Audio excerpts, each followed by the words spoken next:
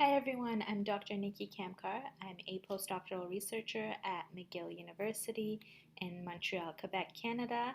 And I wanted to come here today to introduce myself to those of you who don't already know me, and to tell you a little bit about what I plan to do with my social media in the next few weeks to give you a heads up on the topics that I'm going to be covering in case you're interested to follow along.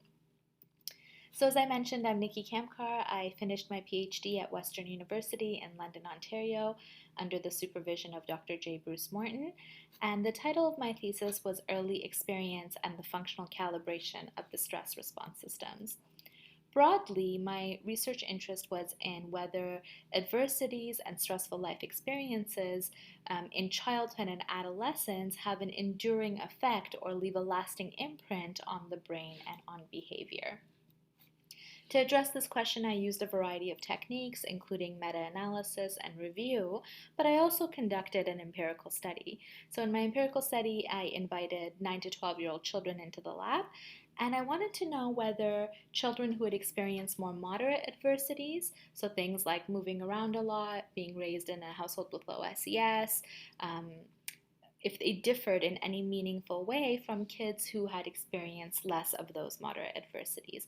And I was especially interested in finding out whether their brain's reward circuitry differed in any way, and whether they would make decisions more impulsively or if they would be more sensitive to rewards than kids who had less adversity. And so I'm going to do a proper video on my own research later on, but just to give you a heads up, I found that indeed the kids who had experienced more moderate adversities learned faster from rewards, they made more impulsive decisions, and reward regions within their brain, specifically the ventral striatum, were hypersensitive to the receipt of rewards. So it reacted more strongly to winning 10 points relative to kids who had experienced fewer of those moderate adversities. And so at McGill, I'm now working with Dr. Marco Layton, and I'm going to determine whether trauma and adversity increase the risk for psychopathology, especially substance use disorders. And I think the link is pretty clear here. So in my PhD, I looked at reward-based learning and decision making, using fMRI and using behavioral and computer tasks to assess how children learned from rewards and losses.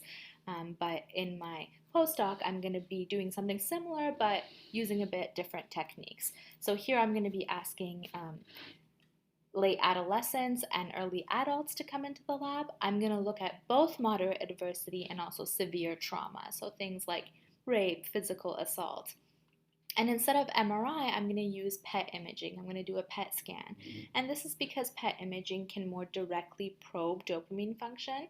So fMRI assesses regional differences in blood flow, whereas PET will give us measurements of receptor function and transporters. So it's a more direct measure of dopamine function rather than blood flow.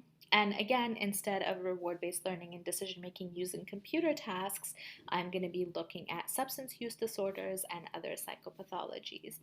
And so I thought I would use my expertise in trauma and adversity research and in psychology more generally to cover some topics that might be interesting to a general audience. So I think all of us have gone through a lot of adversity and potentially even trauma over the last couple of years with the COVID-19 pandemic.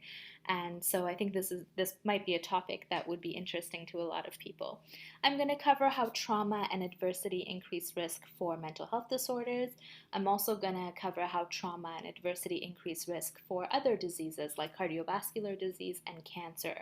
I'm going to talk about which brain regions are particularly sensitive to stress and adversity. I'm going to cover a lot of empirical research that tells us exactly which regions might be more sensitive to adversity. I'm also going to do a series on media representations of PTSD and other psychopathologies. So if you know of any movies or TV shows that show mental health disorders, especially PTSD, definitely send them my way so that I can check it out and cover it in my video series.